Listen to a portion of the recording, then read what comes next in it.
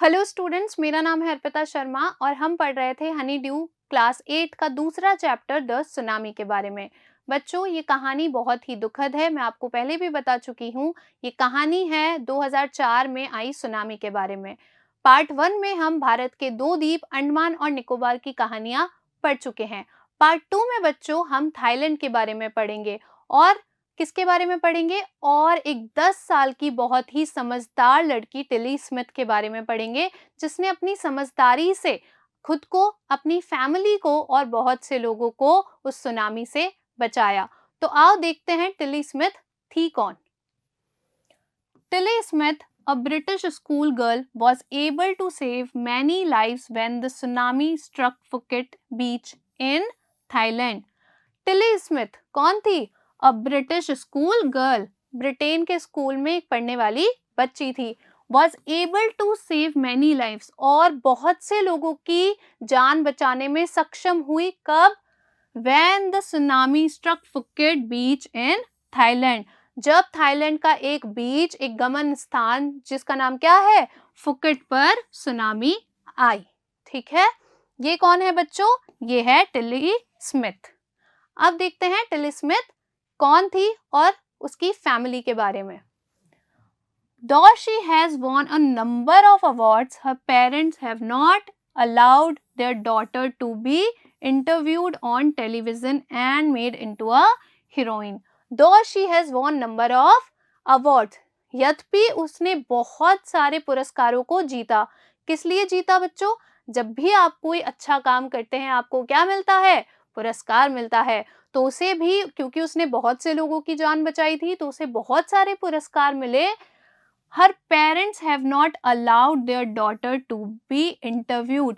लेकिन उसके पेरेंट्स ने, उसके माता पिता ने कभी भी उसे आज्ञा नहीं दी। किसके लिए? इंटरव्यू करवाने के लिए। ऑन टेलीविजन, कहाँ पर? टेलीविजन पे जो इंटरव्यूज आते हैं उसके लिए कभी भी उसे परमिशन नहीं दी। And made into a heroine, और क्या नहीं बनने दिया? एक नायिका नहीं बनने दिया। अब यहाँ पे नायिका का मतलब बच्चों वो नायिका नहीं है जो आप टेलीविजन पे देखते हैं, इसका मतलब है प्रसिद्ध व्यक्ति। Why do you think they took that decision? आपको क्या लगता है उन्होंने ये डिसीजन, ये फैसला क्यों लिया हो गया? तो अब हम क्या करेंगे, कहानी में आगे जाने से पहले एक बार हार्ड वर्ड्स को फिर से रिवाइज करेंगे। वॉन, वॉन यानी क्या होता है? जीतना। अलाउड, अलाउड यानी आज्ञा देना। हीरोइन, हीरोइन यानी नायिका। डिसीजन, डिसीजन यानी निर्णय या फैसला। Now here is a story from Thailand. अब हम कहानी शुरू करते हैं, और ये कहानी किसकी है? थाईलैंड की है। The Smith family from South East England were celebrating Christmas at a beach resort. Smith family, किसकी फैमिली? फैमिली का नाम क्या है? स्मिथ।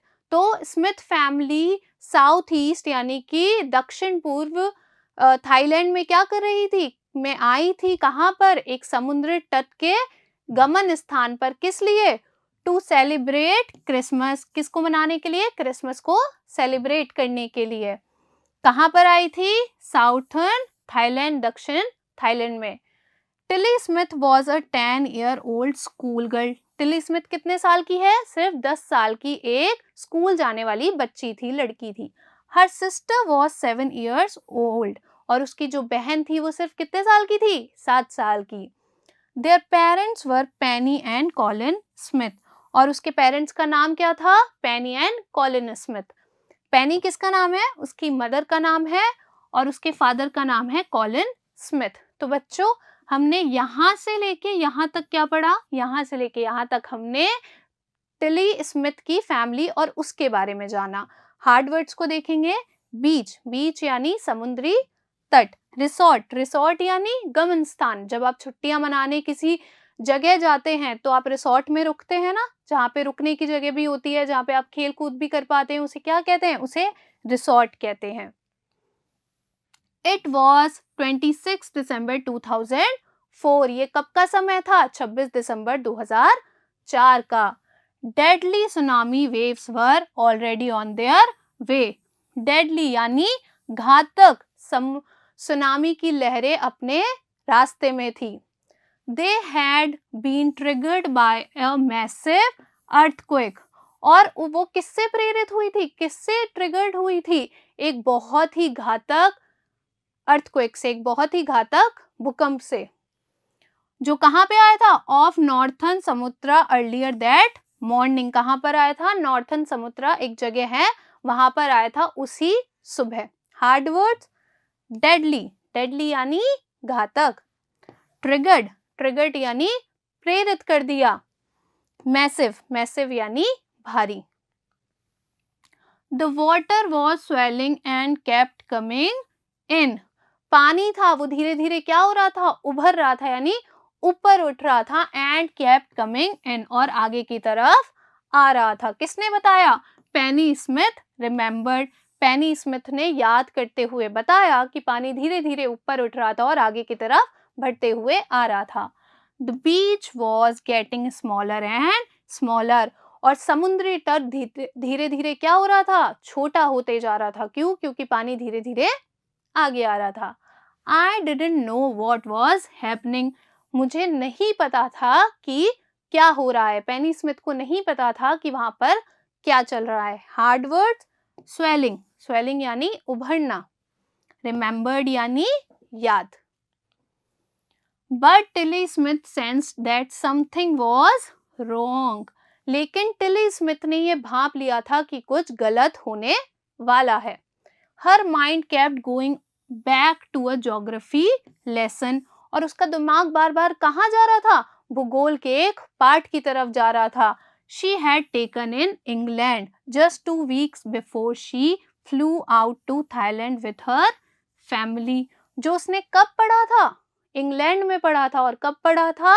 बस थाईलैंड आने से 2 हफ्ते पहले ही पढ़ा था। जब वो अपनी फैमिली के साथ थाईलैंड आई थी, उससे 2 हफ्ते पहले ही उसने स्कूल में, इंग्लैंड के स्कूल में ज्योग्राफी का एक पाठ पढ़ा था। हार्ड वर्ड, सेंस्ड, सेंस्ड यानी भांप लेना, ज्योग्राफी लेसन यानी भूगोल का पाठ। Tilly saw the sea slowly rise. Tilly ने क्या देखा? समुद्र को धीरे धीरे राइज यानी ऊपर उठते हुए देखा। And start to form bubble, form whirlpools, और क्या देखा? कि पानी में क्या बन रहे हैं? फॉर्म यानी कि झाग बन रहे हैं, बबल्स यानी कि बुलबुले बन रहे हैं, और क्या बन रहा है? वर्लपूल्स यानी कि पानी का भंवर बनते हुए उसने देखा। She remembered that she had seen this in class in a video of a tsunami. उसे क्या याद आया? उसे याद आया she had seen this, उसने ये देख रखा है। कहाँ पर? In a class in a video of a tsunami. एक क्लास के एक वीडियो के अंदर उसने एक सुनामी के बारे में देखा था। That had hit the Hawaiian Island in 1946. और वो वीडियो कब का था? वो वीडियो किसके बारे में था? वो वीडियो हवाई आइलैंड, हवाई के द्वीपों पर 1946 में आए एक सुनामी के ऊपर था। फॉर्म यानी बच्चों, फॉर्म यानी होता है झाग। बबल, बबल यानी होता है बुलबुले। वर्लपूल्स, वर्लपूल्स यानी होता है जलावर्त या पानी का भंवर। Her geography teacher had shown her class the video. उसके भूगोल के टीचर ने उसकी क्लास को ये वीडियो दिखाया था। And told them that tsunamis can be caused by earthquake, और ये भी बताया था कि जो सुनामी होती है वो किसके कारण आ सकती है? अर्थक्वेक यानी कि भूकंप के कारण आ सकती है। वॉल्केनोज यानी कि ज्वालामुखी के कारण आ सकती है। एंड लैंडस्लाइड, और भूसंकलन के कारण भी आ सकती है। मतलब इन सभी से क्या होता है? अर्थक्वेक से, वॉल्केनोज से, लैंडस्लाइड से क्या होता है? जमीन में कंपन होता है, और जिससे क्या आ सकती है? उससे सुनामी आ सकती है। हार्ड वर्ड्स, वॉल्केनोज, वॉल्केनोज यानी ज्वालामुखी, लैंडस्लाइड, लैंडस्लाइड यानी भूसंकलन। Tilly started to scream at her family to get off the beach. Tilly Smith ने जोर जोर से चिल्लाना, चीखना शुरू कर दिया अपनी फैमिली की तरफ। किसके लिए? To get off the beach, beach से दूर चले जाने के लिए। She talked about an earthquake under the sea, और वो किसके बारे में बता रही थी? वो किसके बारे में चिल्लाते चिल्लाते बता रही थी? समुद्र के अंदर आए एक अर्थक्वेक, भूकंप के बारे में बता रही थी। She got more and more hysterical, और वो धीरे धीरे और ज्यादा उत्तेजित हो गई। किसने बताया? सैड हर मदर पेनी, उसकी माँ पेनी ने बताया कि वो धीरे धीरे बोलते बोलते बहुत ज्यादा उत्तेजित हो रही थी। हार्ड वर्ड स्क्रीम, स्क्रीम यानी चीखना या चिल्लाना। गेट ऑफ यानी दूर चले जाना। हिस्टेरिकल, हिस्टेरिकल यानी अत्यंत उत्तेजित हो जाना। I didn't know what a tsunami was. मुझे नहीं पता था कि सुनामी क्या होती है। ये कौन बोल रहा है? उसकी मदर पेनी बोल रही है। But seeing my daughter so frightened, लेकिन अपनी बेटी को इतना डरा हुआ देखकर I thought, मैंने सोचा something serious must be going on, कि कुछ गंभीर जरूर हो रहा है। मतलब पेनी को नहीं पता था कि सुनामी क्या होता है और सुनामी आने वाली है, लेकिन अपनी बेटी को इतना डरा हुआ और उत्तेजित देखकर वो समझ गई थी कि कुछ गंभीर हो रहा है। हार्ड वर्ड यानी फ्राइटेंड यानी डरी हुई। सीरियस, सीरियस का मतलब होता है गंभीर। Tilly's parents took her and her sister away from the beach. Tilly के जो माता पिता थे वो टिली को और उसकी छोटी बहन को बीच से दूर ले गए। To the swimming pool at the hotel, कहाँ ले गए? एक स्विमिंग पूल में ले गए, उस होटल में जहां पर वो रुके हुए थे।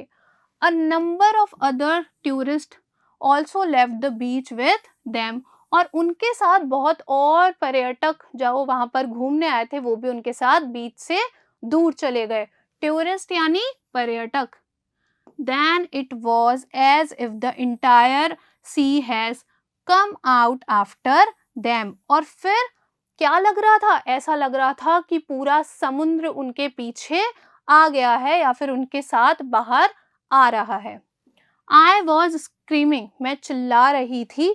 रन, और क्या चिल्ला रही थी मैं? रन। पेनी बता रही है कि जैसे ही हम सब भाग रहे थे समुद्र भी धीरे धीरे क्या हो रहा था? बाहर की तरफ आ रहा था, और मैं जोर से चिल्लाकर बोल रही थी रन, यानी कि भागो। Hard word come out, come out यानी होता है बाहर आना।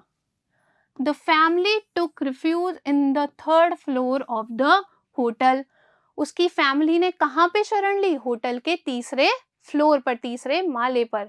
The building withstood the surge of 3 tsunami waves, और वो जो बिल्डिंग थी, जो होटल की जो बिल्डिंग थी वो विथस्टूड यानी खड़ी रही, और क्या झेल गई? उस सुनामी के 3 लहरों को, उसके प्रभाव को झेल गई।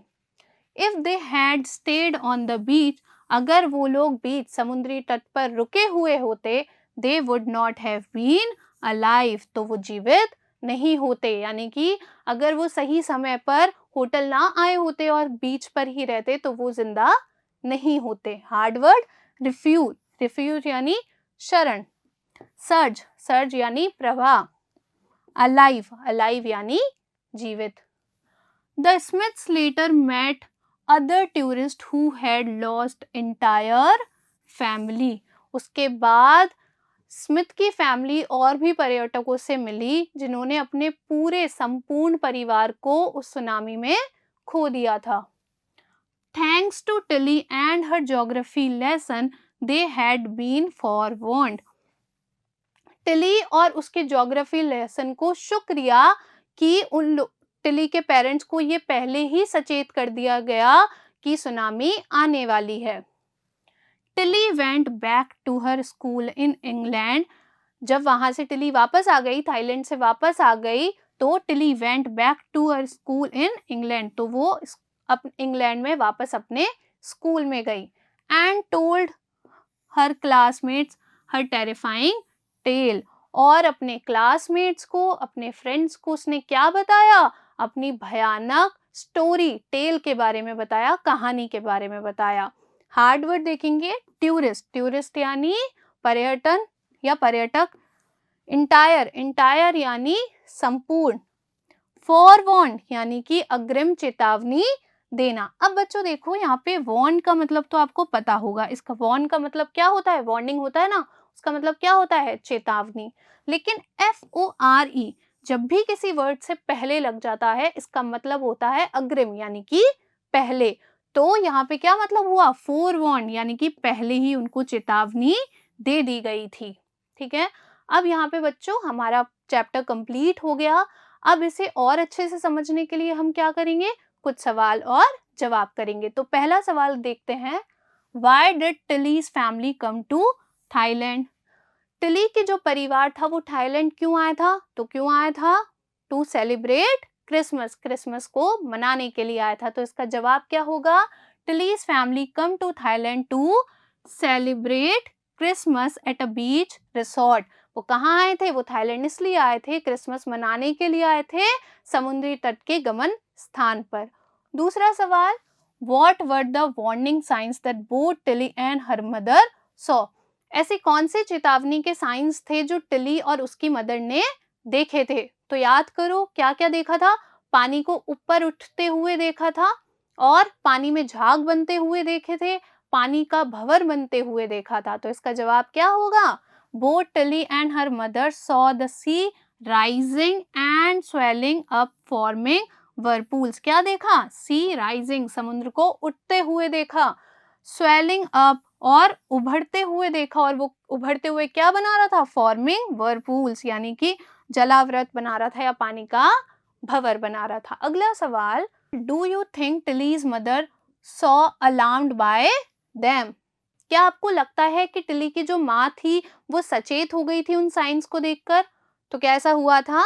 नहीं, ऐसा नहीं हुआ था, क्योंकि उन्हें नहीं पता था कि सुनामी आने वाली है, लेकिन अपनी बेटी टिली को इतना डरा हुआ और उत्तेजित देखकर वो समझ गई थी कि कुछ गलत होने वाला है। तो इसका जवाब क्या होगा? No, I don't think Tilly's mother was alarmed by them, but seeing her daughter so frightened she thought something serious was going on. But seeing her daughter, लेकिन अपनी बेटी को डरा हुआ, सो फ्राइटेंड, डरा हुआ देखकर, शी थॉट, उन्होंने सोचा, something serious was going on, कि कुछ गंभीर जरूर बात है। अगला सवाल, where had Tilly seen the sea behaving in the same strange fashion? Tilly ने कहाँ पर समुद्र को ऐसे स्ट्रेंज, स्ट्रेंज यानी अजीब, अजीब बिहेव करते हुए, व्यवहार करते हुए देखा था? तो कहाँ देखा था?